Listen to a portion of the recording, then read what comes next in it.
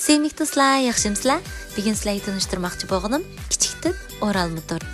Chunki bu o'ralma tortga ketadigan xurishlarning ig'irligining hammasining oldida 4 degan raqam bor. Bu tortga ketadigan xurishlar tuvandagidek. Oldi bilan pokiz, maysiz, suvsiz dasqa tuxumning iqi bilan seriqini ayirib olamiz. Hamda sumi bilan sutni quyuq sutdek holatgacha ilashtirib olamiz.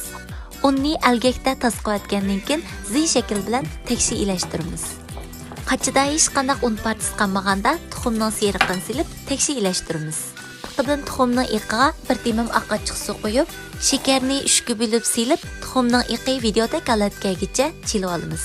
3dan 1 qism tuxumning iqini tuxumning seriqiga silib, sayqa urgandek usulda tekshi ilashtirib bo'lgandan keyin tuxumning iqiga silib, yana tekshi ilashtirib olib qo'yamiz. Hamda bu vaqtida oldin ola duxovkani 160 gradusda 10 minut qizitib olamiz. Tortning unini may qog'ozi bilan lisk silib, yuzini tekshilib olgandan keyin yuqoridan pastga 2 qatdan tashlab, cho'ng ko'pikchalarni yo'qotamiz.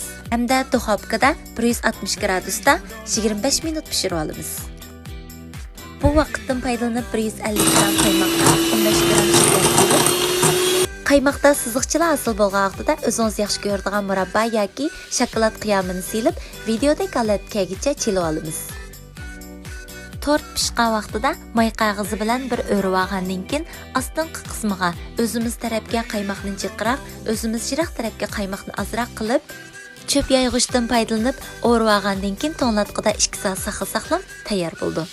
Qandaq savolingiz bo'lsa, tuvan so'z qoldirib qo'ying. Kelarki videoda ko'rishaylik. Xayr xo'sh.